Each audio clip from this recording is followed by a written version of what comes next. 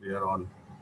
Good morning and a very warm welcome to you all. I am Ravneet Pava and I'm the Deputy Vice President Global and CEO South Asia for Deakin University. It is indeed an honor for us at Deakin University to be presenting this session in association with Rajasthan Royals. This association that has diversified over the years and certainly has made Rajasthan Royals and Deakin University strong partners is highly ranked in the world for its sports education and look forward to working towards a common cause of enabling an educated sports ecosystem between Rajasthan Royals and Deakin University. Deakin University Australia, through its corporate division, Deakin Co., in association with Rajasthan Royals, is offering a certificate of sports marketing for professionals who are keen to enter the sports industry or for those who wish to upgrade their skills in the marketing of sports they are involved in. The certificate of sports marketing is offered entirely online and is available in two levels, foundation and advanced, depending on the background of the participant. The benefits include internship opportunities with the Royals and, and access to services from the Deakin Alumni Network, besides adding an edge to your career as a marketing professional in the sports industry.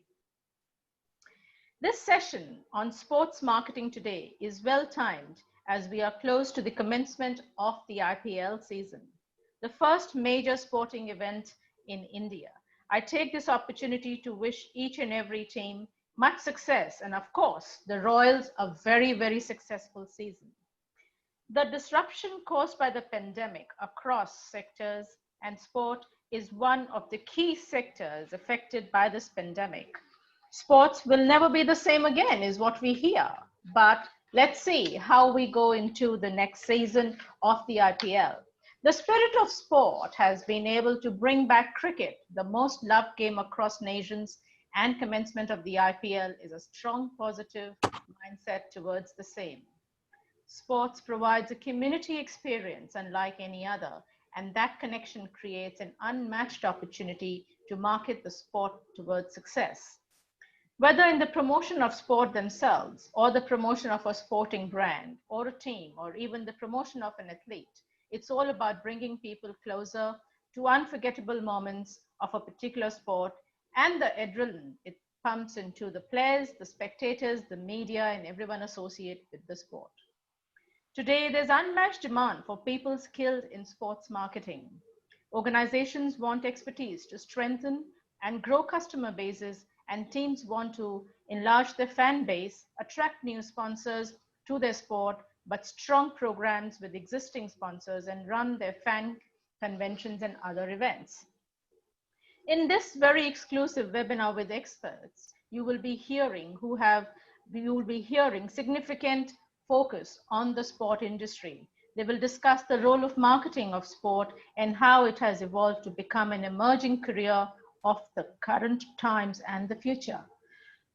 We have with us today a very eminent group of people who have been involved in sport across various areas, both in terms of education, practice, coaching, marketing, presenting, on the development and marketing of sports across.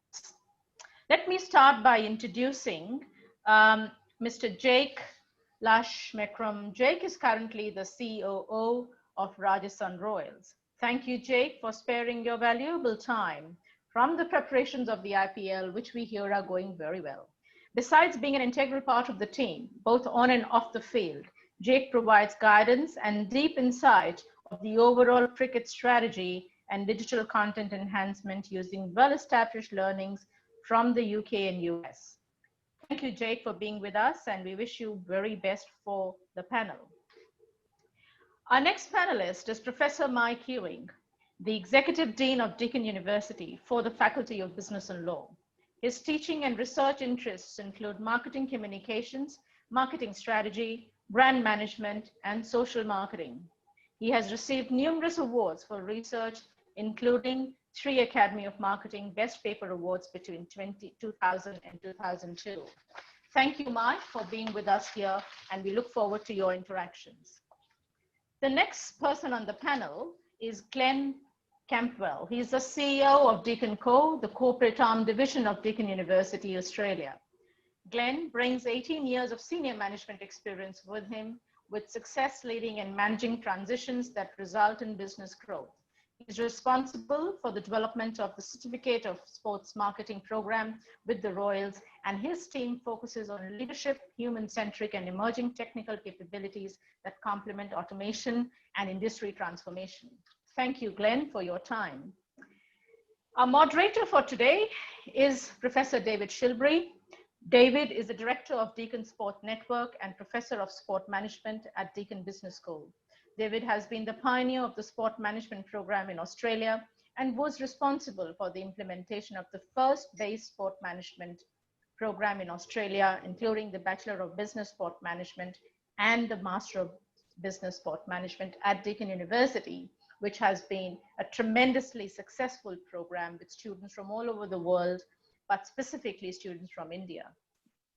And finally, ladies and gentlemen, our guest speaker for this session is one who has made the sporting fraternity proud, not only as a cricketer, but as a woman sports person who has had a distinguished career at the international level. Ladies and gentlemen, a very warm welcome to Lisa Stelker, who was inducted into the ICC Hall of Fame.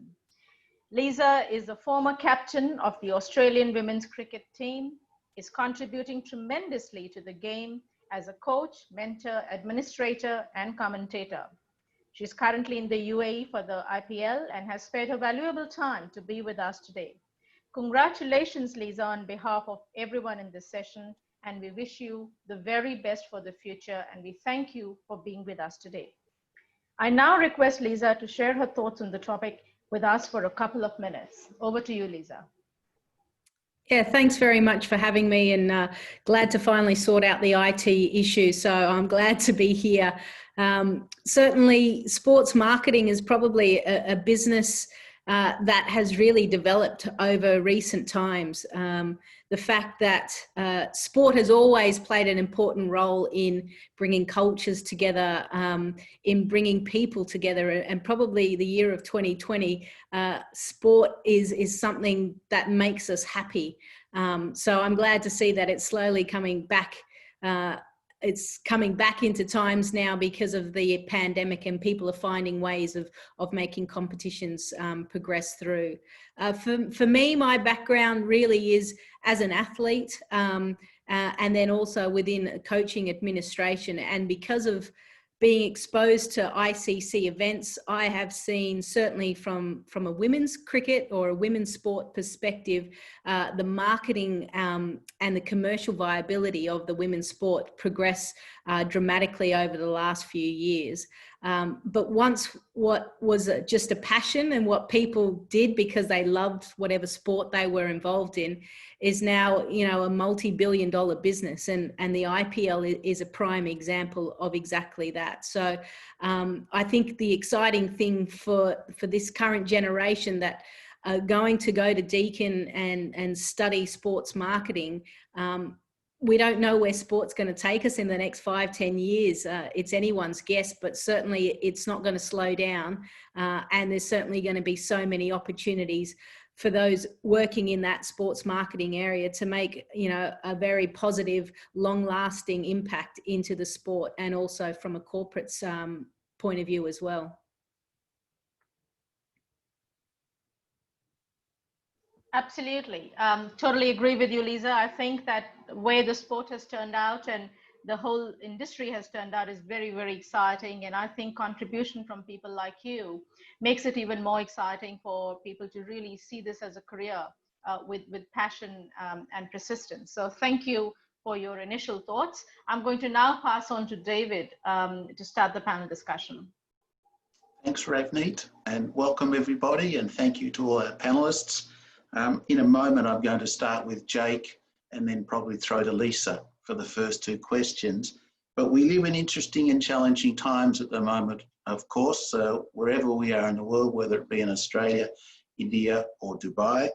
But one common element that seems to be emerging as we work our way through this pandemic is the professional sports ability to be finding a way to get back up and running, to provide entertainment for us, but also to keep the business of sport operational.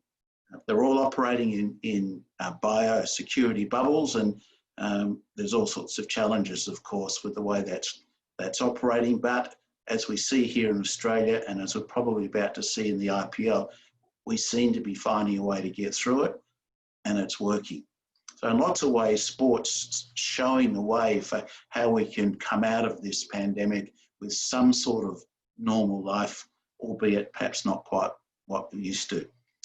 What the future holds, of course, as Lisa alluded to, is a bit unsure or unclear, but at least from where I sit, and given that we've been able to get the professional broadcast sports back up and running, it's likely that there's a path forward for sport, certainly at that level, albeit it may be a little more streamlined in terms of employment and opportunities and fixturing, but nonetheless, there's a way forward, and I'm sure that once we get past this next 12 months or so, sport will be back on the sort of the growth pattern that it's been on for a number of years.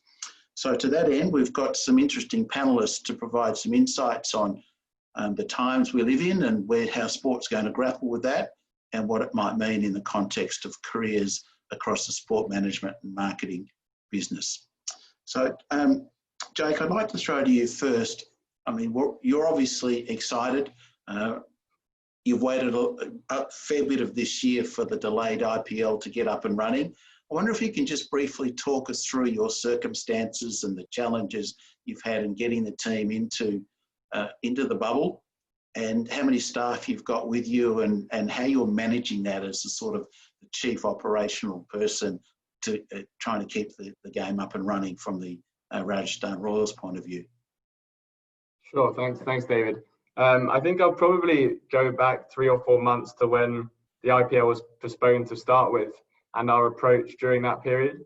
So obviously it was a very tough time with lockdown in India and around the world.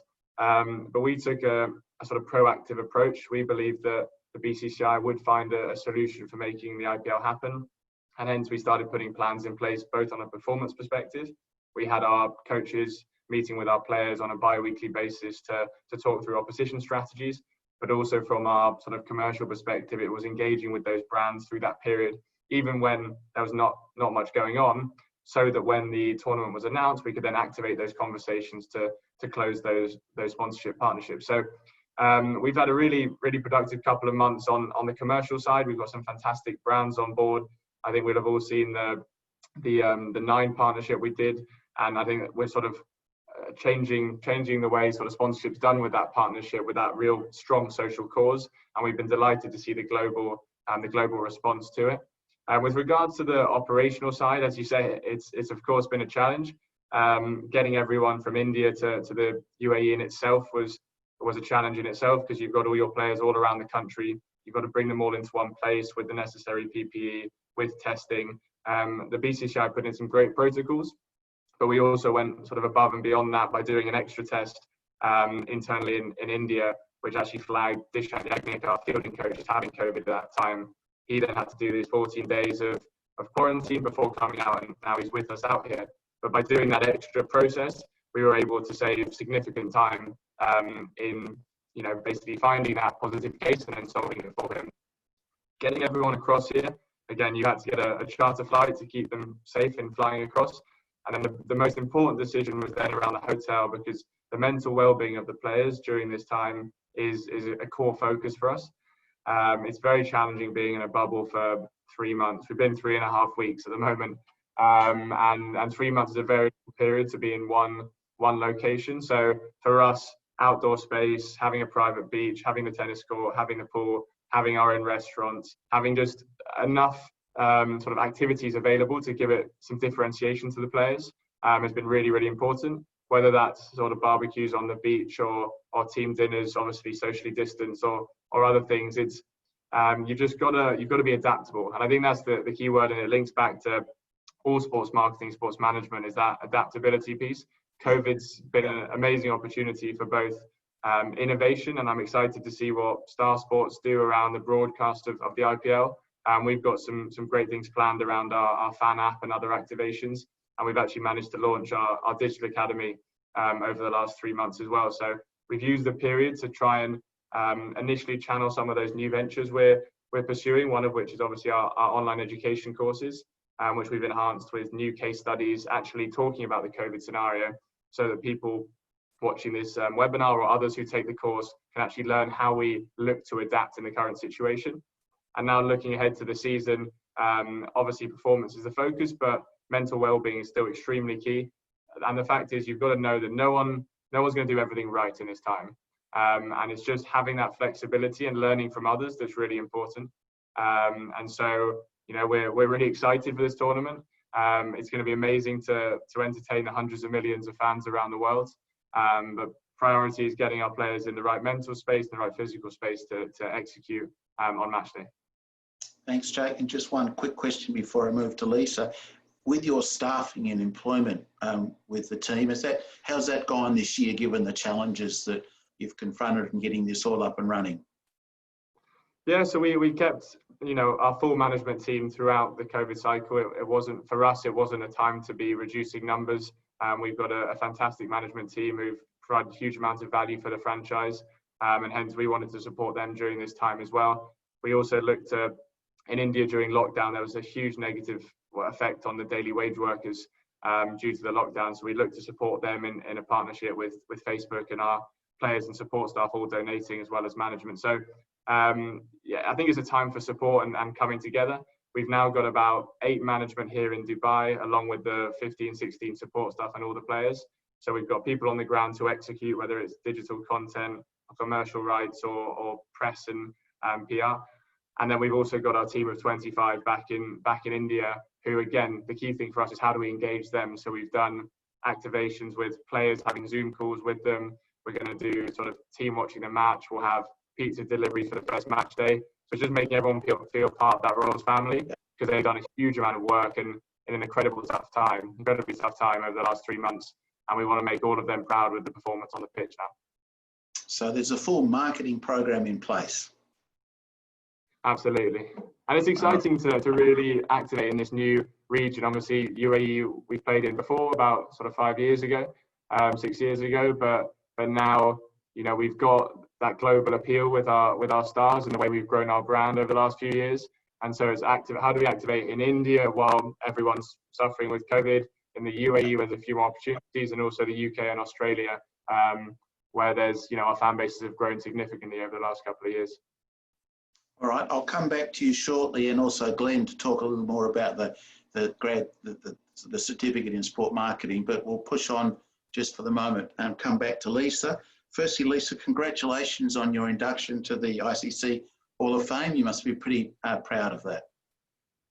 Yeah, certainly was a surprise. And to get the call from the ICC CEO to say that I was nominated and inducted into the Hall of Fame, you just look at the names that are in that group, and it's the best of the best. And to think that I'm part of that, I still keep pinching myself. Well, again, congratulations, and it's great that you were able to join us today. I understand that you, not surprisingly, have an interest in the role in women in sport, and you're obviously adopting a high-profile position yourself in various ways. Would you like to just reflect a bit on the sports marketplace, careers and women and their contribution as you've observed it in different settings? Yeah, certainly women in sport has adapted and transformed over the last probably 15 years. And I'd have to say probably the last 5 years, we've seen a real acceleration. And that's largely been to organisations and sporting bodies actually realising they can't discriminate against half of the population. They had been doing that for over 100 years in professional sports. And the best way to grow your brand and to grow your sport is to make it appealing to both sexes. So there has been a huge investment by so many different sporting bodies into the women's game. And it's not just about female players playing the game, it's about making that sport be inclusive. So, you know, we'll give a prime example because maybe there's a lot of Australians that are tuning in as well. You know, back in the 80s, the cricket was a time that you go with your mates, and it was predominantly male mates. And there's beer being thrown and all sorts of things. But what Cricket Australia did was they made sure that when you went to an international game or a cricket fixture, that the environment was a friendly environment. And the Big Bash, similar to the IPL, is very family friendly. So we're starting to see, firstly, more women attending the cricket events, but we're also seeing a lot of young kids attending as well. And you look at the marketing around, especially the T20 tournaments, it's geared for that new audience, for the younger populations. You've got, in the IPL, you've got cheerleaders. In the Big Bash, you've got the flames, you've got dancers. It's the entertainment that goes around actually the cricket as well. And that is hoped by the sporting bodies, that people fall in love with the game from there. So that environment has changed. Females within the game, like I mentioned, there are more opportunities for women to participate in a sport professionally. Before, when I was playing, you know, I did it purely for the love of the game, and I came in right at the end. I started to get paid, though I was the #1 ranked Australian player on the contract list. I got paid $15,000 for the whole entire year. Now, you know, I'm glad to say in Australia that the top ranked player would be earning over $200,000, and that doesn't include marketing points, the contracts that come from that, and then potentially global brands that want to be associated with those athletes. So it has now become a business for the women, which is really exciting. And then if you kind of go more from a governance point of view, women now are starting to hold executive positions and are in board positions, especially within a sporting landscape. So what that has enabled the sport to do is have diversity around the table, around those that are making the decisions, so that it isn't just males making decisions for the women or for a younger population. Diversity around the decision table is really important for the game, or you know, even if we want to talk corporate, to continually grow and develop. So I certainly have seen that over the last 5 years. You know, I'm now fortunate enough to be on a number of boards, and I'm glad to see that there is a huge diversity around the table. Good. In fact, you've probably answered the second question I had, which you obviously move around cricket circles, and whether you were seeing more women employed in middle to senior management positions around the world in different cricket organisations. Yeah, it's certainly happening from a state level. I've seen it, you know, in my hometown, you know, and my home association is Cricket New South Wales, and there are a number of female board members on that. Cricket Australia as well have got a number of females, Melanie Jones as well, as a former player. I'm on the Players Association board at the Australian Cricketers Association, as well as the FICA, which is the Federation of International Cricket Association, and also on the ICC Women's Committee. So there you're getting actually a lot of younger females being given the opportunity. And to be honest, from a cricket point of view, a lot of them are former players as well. So which means that they're bringing that experience. But one thing that I've noticed in my time at Cricket New South Wales and at Cricket Australia, when you have actually senior managers, key decision makers, and I'll use a prime example for those in Australia would know Christina Matthews, who is the Western Australia CEO. She was involved at Cricket New South Wales as the head marketing person back then, or commercial, and she would run all of the cricket events. And before integration happened, she would ensure that the New South Wales Blues and the New South Wales Breakers were elevated and seen exactly the same way. So anytime there was an event with your sponsors or your partners, she would ensure that not only the male players were there, but also the female players. It so happened that the New South Wales Breakers was very successful, and I think we won 15 out of out of 17 years of titles whilst I was there. So it helps that you're winning, but she elevated us, and that also changed the culture from the male players to go, well, our women are pretty good. And they were kind of talking about us. So something that we speak a lot about in Australia is about male champions. And we need not only females to keep reminding people about women in sport, but we also need males as well.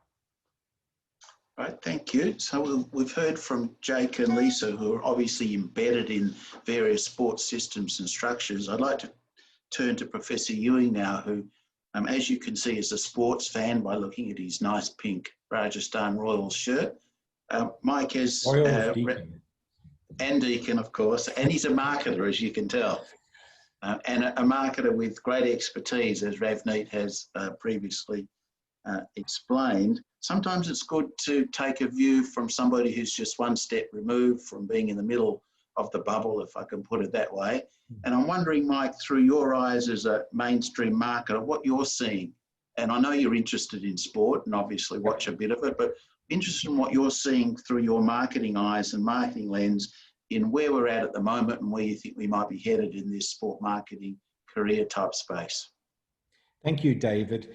Yes, I'm right now in Australia. We're reminiscing about the Sydney Olympics. And, you know, Kathy Freeman lit the flame 20 years ago yesterday. And I was thinking back to the Sydney Olympics, and there was an interview with Mark McCormack, the founder of IMG, you know, one of the biggest sports management companies in the world. And I remember him basically saying, and this was 20 years ago, basically saying that the public's demand, the public's appetite for sport is almost insatiable. You know, he was saying, why do we only have the Olympics every 4 years? Why don't we have it every 2 years? Why do we only have a World Cup every 4 years? Why don't we, you know, close the gap between World Cups? And it, you know, I think that's largely true, that the public's interest in sport is just phenomenal. Some codes perhaps get a little bit greedy with the length of their season, or, you know, having a long preseason. I know the AFL has a, you know, the preseason cup, and then the whole thing drags on. So I think you've got to be smart about it, but you've got a public that is just sports crazy. In a developed market like Australia, that's the case. And certainly in India, you know, the subcontinent, that's the case. I mean, it's the case in the US. You know, everyone's talking right now about the impact of COVID on professional sport and not being able to watch sport. There was that funny incident, if you recall, of a soccer league somewhere in Eastern Europe. I can't even remember the country. And they were the only soccer league that was playing at one point during COVID. And people from all over the world were tuning in to watch some, you know, arbitrary little soccer league in Europe, in Eastern Europe, so they could watch live sport. So, you know, that's the exciting side, I guess, is just this amazing appetite that on behalf of the public to watch sport and to participate in sport. But as Jake would know, you know, you do need money in the system to make it all work. And we've seen that in Australia. And Lisa, this didn't happen in New South Wales. New South Wales were pretty smart. They refused to cut. But Cricket Victoria took a big axe to the budget. And they have done some pretty serious damage to the grassroots programs and the pathway programs. Probably in an overreaction to a COVID crisis that, you know, hasn't really quite hit cricket yet.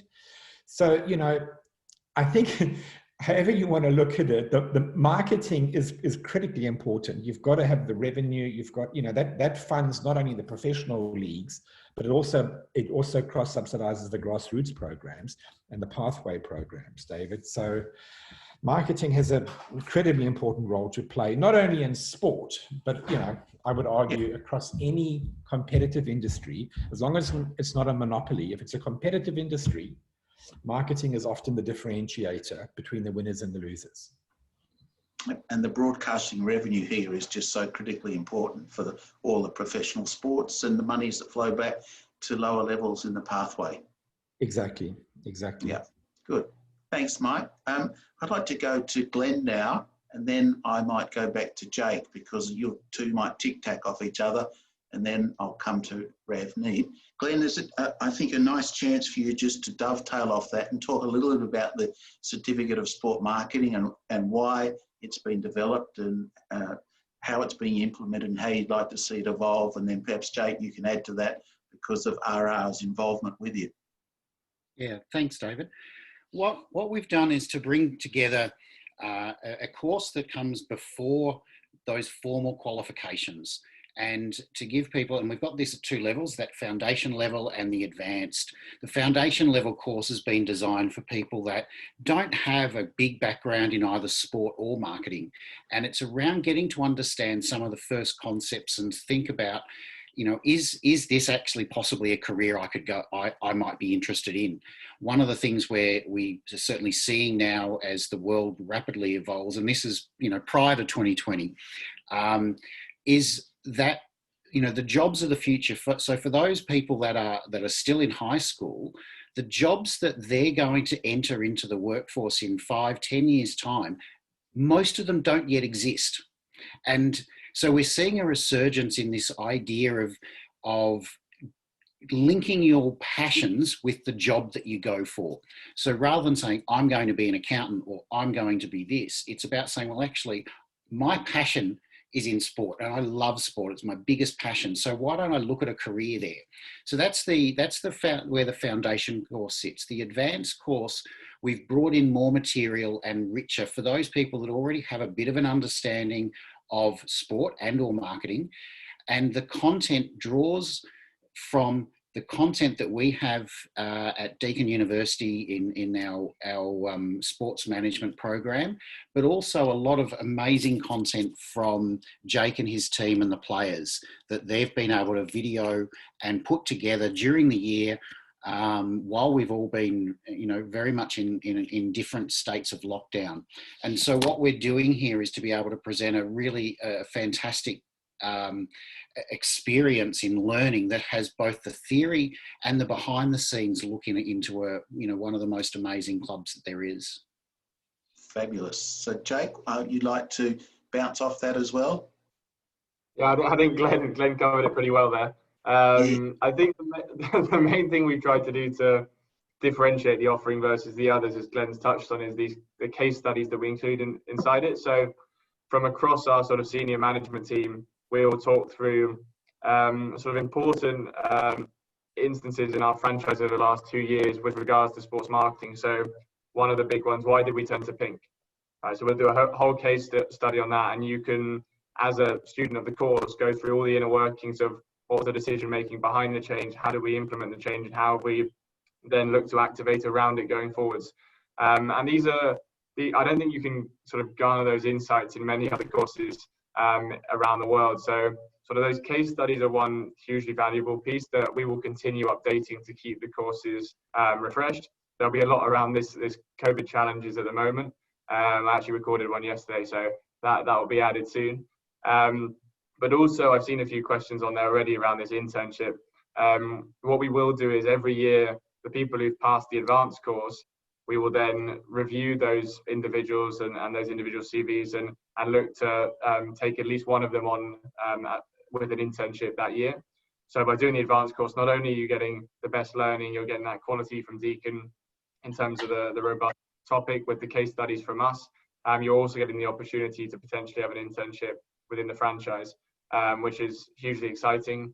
And I think can add a lot of value to us from these individuals' learnings, and again, it's bringing that diversity into the franchise, but also an internship during an IPL season is one of the best learning opportunities out there. So we're delighted to offer that as part of the course, and I hope sort of everyone on this webinar and others really enjoy going through it, and as I say, we're going to continue sort of enhancing it as we go on with new case studies, but also I think launching new courses in the future too. Good, thank you. Ravneet, I'd like to turn to you as our resident Indian expert. How are we going to cope with 1 billion sports fans out of India? Well, cope in terms of giving them education, or cope yes, contributing to the development of sport in India. I think that, the way I see it, I feel India is at a threshold where, it is sort of just moving into being a professional industry. And whether you talk about new entrants into the sports industry or you talk about people in the sports industry, I think there is an immense need for upskilling and formal education in sports management, sports marketing, um, and I think even sports science. So I think that given our expertise in sports and being highly ranked in the world in sports management, and then working with partners like the Rajasthan Royals, and the program that we've created, short-term program that we've created, is the first step towards contributing to professionalizing the sports industry in India, but also contributing to upskilling people in need of, sort of a taster, as I call it, like an entree into the sports management space. So, and I think that online is a good way to get started because we are talking scale. The program already has received a lot of interest, and we have a lot of people already enrolled into the program. And you do know that our MBA sports business sports management program has been immensely successful with people from India. So I think that Deakin plays a good role and a strong provider role as being a contributor to upskilling and professionalizing the sporting industry, and creating a manpower pool that can drive the future of sports in India. Wonderful. I've just maybe checked, David, have we got questions from some of our registered participants today that we can go to? Yes, David, we have some interesting questions. All right, if we do, then why don't we open the floor to some of those and then see where they're directed and see how we go for time. Sure. I'll put the first question to Lisa. And this is from Meg Doshi, who wants to understand what is required to increase popularity of women's cricket, and what would you do to increase popularity of women's cricket in India? Yeah, well, my experience and what I've seen over time is that having the sport on free-to-air TV or being more accessible has allowed that to happen. We've had in Australia, we've had the Women's Big Bash League that has been telecast on free-to-air TV. And David, I hope the photo of your background was the Women's T20 World Cup final. Yes.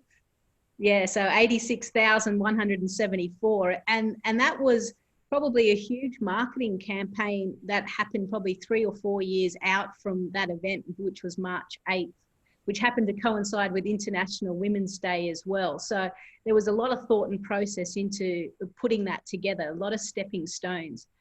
So for women's cricket in India, certainly a women's T20 challenges matches or a women's IPL will certainly help in ensuring that it's able to be seen, to be visible, because certainly having travelled with the Rajasthan Royals, travelling around to different parts of India, especially Rajasthan, there are plenty of girls that want to play the game. They just don't know the pathway. They just don't know where to go, how to access it. There aren't, compared to Australia, there aren't local clubs where you can just play regular weekend cricket. It's a lot harder to find that. So part of my work with Rajasthan Royals is to kind of create a pathway and make it more accessible to more young girls. But I think first and foremost, if BCCI can get more women's cricket on TV, they're going to fall in love with not only a Mitali Raj, a Julan Goswami, Harmanpreet Kaur, Smriti Mandana. They're going to learn so many more different stars that have such unique stories. And what we've seen already out of the pandemic, women's sport, whether it be women's football in the UK or women's basketball in the US, the numbers when it's on TV are really good. It's popular. So that's really important. Good, thank you. Thank you.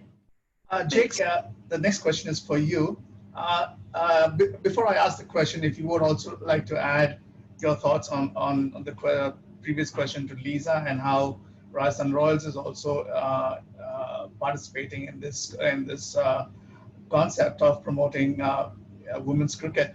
But the question to you is, how challenging was it to find new sponsors in the tough period after Expo Dubai 2020 pulled out? This question is from Shekhar Sridhar.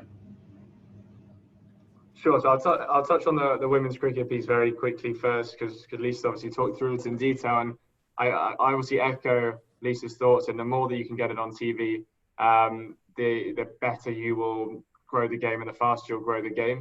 I think the exciting thing about cricket in India in particular is that loyalty and passion around the national side has the ability to inspire millions. And so, you know, when we sort of helped host the Women's Challenge in last year in Jaipur, and we had a number of our players come along to watch these matches, which we actually sold out for the final, which was an amazing game. But we had, you know, the guys been playing in the IPL, playing against the, you know, the Dhonis, the Kohlis, in front of 800 million people, and they're now watching the Women's T20 Challenge, and they're nervously sat there 3 meters away from Smriti Mandhana, wondering if they can get a photo with her. And I love that. Like, it was an amazing moment for me, where you just see that passion for cricket in India, and passion for women's cricket is there across the board, right from the top professionals in the Indian game to the girls who are playing in our 2 grassroots teams, which Lisa's done a lot of work with. So I think if we can get more matches on TV, and if we can, you know, grow that viewership for the sport, and then invest more in those pathways, India will sort of dominate cricket for the long run, given the talent there and the huge amount of potential players in the country. So I think it's really, really exciting. I think, as we touched on, if they can replicate the marketing work that Australia did around the World Cup, and build that into the Indian system, I think it could be huge. And I think in the future, the value generated around women's sport and women's cricket in India will be really, really significant. And then going on to your sponsorship point, so Dubai Expo, obviously the event was postponed, and hence it didn't make as much sense for them to activate around this tournament. However, we've kept a really good relationship with them, which is obviously very important, and something, whenever you're working in sport, it's important whether you're partnering with someone or not, you renew that relationship, and you keep it really strong throughout the process. With regards to replacing them as a sponsor and securing our other ones, it was actually an interesting time where it started, and it looked like it was going to be a buyer's market where the sponsors can have a bit more flexibility because there were a few spots on various teams. However, as we sort of got closer to the tournament, it became more and more of a seller's market, because IPL became the one event you could activate around. There is nothing else going on in India with regards to sport. And so the IPL is a huge opportunity. So any business which has done well over the last 3 months, or is looking to garner, grow their consumer base, the IPL is the perfect platform to do it. So we actually had 3 or 4 brands competing for every position, and hence we're delighted to secure the likes of Nine, Colgate, TV9, Apis Honey, and Big Basket on our kit, which are fantastic brands, or who have huge consumer bases which we can tap into as a franchise, and also we can grow their reach. So it's been quite an exciting period for us, and we're delighted by the brands we've brought on board, and are excited to activate around them. Thanks, James. Thank you so much. David, the next question is there are a lot of questions about the sports marketing and sports management program, and the participants are asking, what does it require to get into taking up a career in sports marketing, and also what are the aspects covered in the sports management program at Deakin University? Okay, good question. So we offer 2 courses in this sport management space: a Bachelor of Business Sport Management, which typically caters to your school leaver market, and then our Master of Business Sport Management, which typically caters for those that have already got an undergraduate degree and perhaps some work experience, and they go on to consider a master's. So the key elements of our degrees are all based around trying to educate our students around the special features of the sport industry and working in sport. Jake spoke earlier about the need to be flexible, objective, and not get caught up in all the things and the buzz of sport, and maintain rational decision-making outlook. They're all the things that we try to teach our graduates in the time, or students in the time that they're with us. We would focus on how the sport industry is organised and how sport's delivered. We've got a stream, obviously, in the sport marketing space, which would also go on to look at the fan and participant engagement, and importantly, sport broadcasting and media revenue, because as we've seen the world over at the moment, all the professional sports that are broadcast dependent are pretty much back up and running. And that's where the future of, you know, the economics of sports exists. There's obviously a key management stream in terms of understanding how to lead, how to work with people, how to manage people. We look at strategy and the importance of business decision-making in a strategic context, and that's as equally as important for sports organisations, albeit they often live in, work in unique environments. Like you think about the IPL, it's a competition of clubs fiercely trying to knock each other off on the field, but off the field, the IPL has to be very cooperative to make sure this all comes about. And perhaps COVID, Jake, has made that even more obvious, how the clubs have had to cooperate, or the teams, to make that all happen. So they're just a few snippets and insights to the things that we try and teach, and the graduate attributes that we try to imbue whilst the students are with us. And the key feature of our program, it's a business-based degree that gives you both the option of thinking about working in the sport industry, but also the generic business skills to think about general business if that's where you prefer to go at the time that you graduate. Thanks, David. The next question is, I'll put this to Ravneet. It's a very, it's a question for a parent, from a parent's perspective, actually. This is from Rajiv Saraf, who says, my parents are very supportive, but for them, a career in sports is a new thing. How do you convince them that this is a great course to pursue? I'm glad you asked me that. We've been through that, haven't we, Ravneet? Yeah. I'm glad you asked me that question, because it's from a parent perspective as well as a professional perspective. And I'm going to throw this to Mike as well after me, because he's got similar experience in looking at careers where students are thinking of careers in sport. So I think, you know, my son, who also did a degree from Deakin in sports management, has been in the sport industry and has been you know, sort of working through the years in building a career for him in sports. So as a parent, I would say that the world has changed, specifically in India, and there are lots of opportunities for a real career in sports management and sports marketing in India. And in Australia, though it is a saturated market, but I think that new ways of thinking, new ways of connecting with the world, digital marketing in sport, sports analytics, those are the things I think that have more scope and new age focus. So as a parent, I would say that if the passion lies in sport, you must encourage the child to think about that as a career. And there is immense opportunity around the world to see what sport brings on board. And as a professional, like, I would like to say that over the last 5 years, I've seen tremendous interest and growth from students, specifically from South Asia, looking at sport management and sport marketing as a career. And a lot of them are doing extremely well, both in India and in Australia. So I would say that if that is where the heart lies, one should go for it. Mike? Yeah, absolutely, Rav. And I think I'd just like to add to that. We always tend to focus on the professional side of sport because it's the most exciting and we watch it on TV, etc. But, you know, grassroots is really important as well. And there are career opportunities around grassroots sport and participation. One of the biggest health threats we face as a society, you know, is childhood obesity and in fact, obesity overall. So we need to be getting more people playing sport at all levels. You know, not just professional is fantastic, but you need all the pathways underneath that and the grassroots. So, and I think there are a lot of opportunities there as well, a lot of legitimate career opportunities around grassroots sport and pathway sport, in addition to professional sport.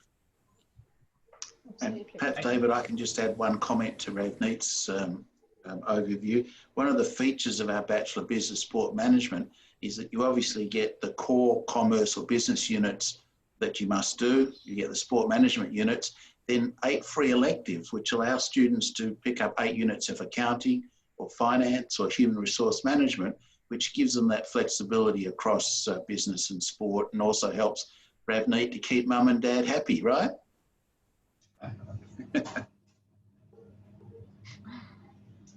Okay, we have time for, I think, 3 more questions, and I'll put these questions to Glenn, Jake, and Lisa one more time. To Glenn, it's about the program, the Certificate of Sport Marketing, which we're talking about with Deacon Co and RR. There are a lot of questions regarding the program with regards to if there is any background required to take up this program, whether your participants can go directly into the advanced course instead of doing the foundation course. So if you can just give just a brief about the program. Certainly, David. So the 2 programs are designed at 2 different levels. So if you're a person that has some knowledge and understanding in marketing, and whether that's through study or through a job, you might want to think first about going straight into that advanced program. So the foundation program is designed for those people that really don't have a lot of exposure to either sport as a profession or marketing as a profession. So it covers a lot of the basics around marketing and marketing as a profession, marketing as it relates to the field of sport, and also what a sport organisation is. So that's really where that one sits. Whereas the advanced course it's designed for people that already have some of that background information. And I suppose the best way then to decide where do I go is really thinking about that question. How much of marketing do I already know? Have I had exposure to it? And then if that's the case, go into that advanced course. You can always, if you're finding the material too much, you can always come back and go over and go back into the foundation course first and build up some of that base knowledge. If you feel that once you're in that advanced, there's an element that you're missing. Thanks, Glenn. Thanks for that. Jake, this was really regarding a lot of questions regarding the internship bit and how Rajasthan Royals, what is the process of getting an internship with Rajasthan Royals, and how is the engagement with interns done? Sure, I think I touched on this a bit earlier, but with regards to the internship coming out of the sports marketing course, those who have passed the advanced course, there will be obviously a pool of individuals there. From that pool, we will do firstly lots of activations around it. So there will be management calls, etc., where they get the ability to have more personal sessions like this. But also then we will sort of select at least one intern a year to be part of the franchise during the IPL season. So by completing that advanced course, you get the ability to be part of that pool. And from that pool, we'll select at least one person to be the intern for the year. So it's a great opportunity. I'd say sort of feedback overall, though, just for anyone watching this who is doing this course or other courses and is sort of looking to get into sports management and marketing, I'd say just always think about how you're perceived and how you can engage with certain individuals within these franchises or different sporting organizations. It's amazing how a well-structured private message on LinkedIn to the right person can actually have an impact. You can show your intellect, you can bring something new, and then you can immediately, have a better opportunity of getting that access.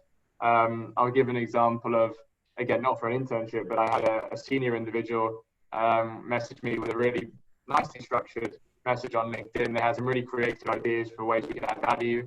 I interviewed them the next week and they're now part of the franchise. So I'm not saying everyone just ping me private messages on LinkedIn, but I'm just in your sort of, when you're looking for opportunities, proactiveness is a great route, and I'm not saying it's going to work, but just do, my one bit of feedback is do give it a try.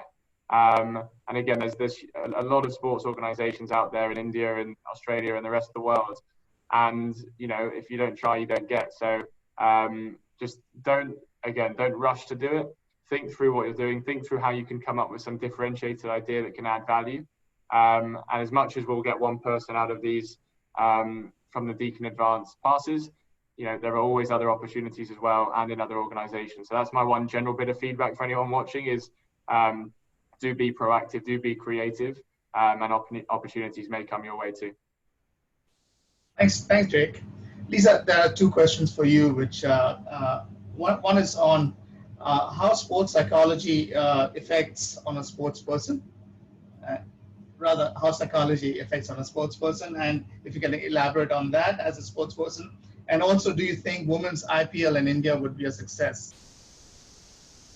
I'll answer the second one first. Yes, it will be a success. I can certainly guarantee that, based on the fact that I've seen over the last 2 years, these exhibition matches go from one match played at 2 p.m. Mumbai heat during May. Not many people were turning up, to last year, as Jake mentioned, in Jaipur, where we were selling out each night. And the last one was, I think, 17 or 18,000 people attended. So if you build it, they will come. It's as simple as that. And so BCCI, I urge them to build it ASAP, because the people will come.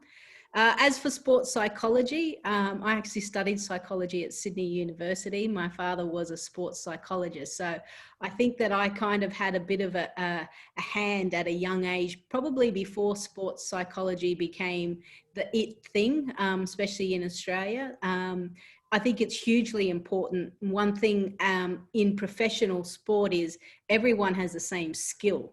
And if you look at cricket, what is the difference between a Steve Smith and you know, a Marcus Stoinis maybe, and why is Steve Smith able to produce so many runs regularly? And I'd have to say it's got everything to do with his head and what he's thinking and how he's preparing. It doesn't always have to be the technique, because everyone can play a cover drive, everyone can bowl the ball down the other end, but what makes that other person be more successful consistently? So sports psychology, I think, is huge in professional sport. It's how you access it as well. And I think the relationship that you have with your sports psychologist is hugely important. It's like a counselor. It's like your family doctor. Who do you feel most comfortable in kind of being your most vulnerable to? So those that are watching and that are into sport and they want to try and get ahead, I highly recommend, obviously, spending some time about, you know, mental rehearsal, mental visualization, sports psychology, which is about goal setting, planning, being able to achieve. So all of those aspects are really important to be successful at the top. Cool, Lisa. Over to you, David. Thank you, David. Thank you very much for everyone who posed questions. You'd appreciate we couldn't get through all of them, but we got through as many as we could in the time that we have available. We've just got a minute or so left, and I might just quickly check. Is there anyone else on the panel that would like to make a closing comment, perhaps, before I throw back to Ravneet to close? No? All quiet? All right, Rav. Thank you. I think we're all conscious of time, and it is 2 minutes to 12. So I'd like to thank, on behalf of Deakin University, I'd like to thank our guest speaker, Lisa. Thank you so much. I know you've got a very busy schedule, but I can tell you that your contributions on this panel will be inspirational to a lot of people, especially women who would be looking at sports as a career, but also to people who would be looking at playing sport and being in the sporting industry. So thank you so much. And I'm glad the technology worked. Thank you. Same here. To Jake, thank you so much for partnering with Deakin University for this particular program.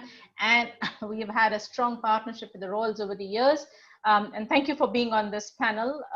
Wish you and the team a very, very successful season, and we all will be watching you very closely. Thanks, Ravneet. And to my colleagues, Mike, Glenn, and David, thank you so much for being a part of this panel. I think you bring a very important dimension to the younger generation to think about sport and sport marketing as a career possibility. So And that, I think, is going to form the future of sports in this country. So thank you so much for being with us today, and look forward to future interactions. And to my team in India, thank you very much for organizing this. Thank you. Thank you, everyone. Thank you for participating. Good luck.